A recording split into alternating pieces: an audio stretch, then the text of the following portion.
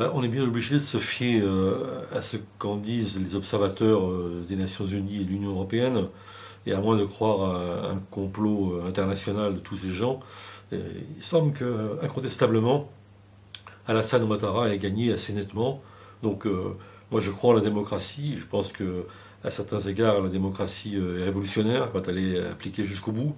Et donc, je ne vois pas là, disons, de raison de déroger aux règles de la démocratie. Donc, je crois qu'il faut que Gbagbo parte, tout simplement.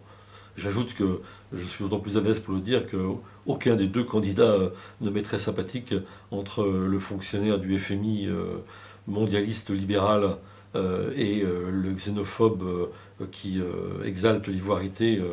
Je n'ai pas de préférence.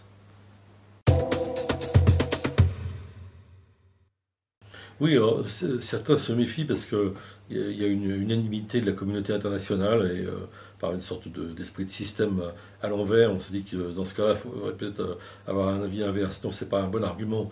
La communauté internationale, en l'occurrence, a probablement raison de défendre, même peut-être pour de mauvaises raisons, la démocratie en Côte d'Ivoire. Mais enfin, elle défend le suffrage universel et le verdict des urnes. En revanche, cette vertu semble tout à fait nouvelle. Par exemple, en Palestine, on a bien vu que la communauté nationale qui a attesté du bon déroulement des élections n'a pas reconnu le Hamas, a boycotté immédiatement le gouvernement qui est sorti des urnes.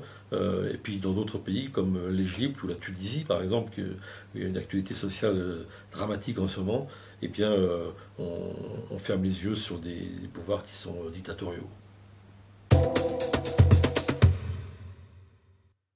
Alors, une chose est certaine, c'est qu'il y a des pays qui sont moins bien placés que d'autres pour le régler. J'entendais Sarkozy poser un ultimatum à Gbagbo. Non, de la part, d'abord, cet ultimatum, il n'avait pas les moyens de l'imposer, donc c'était une fois de plus se couvrir de ridicule.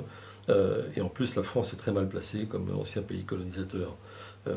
Donc je crois que c'est vraiment aux Nations Unies, aux instances, disons, régionales africaines, d'imposer l'application de la démocratie. Le problème, c'est que maintenant, la haine a tellement été propagée, en particulier par le clan Gbagbo, il faut le dire, qu'on ne peut pas simplement se contenter d'enlever le président battu pour mettre à sa place le président élu.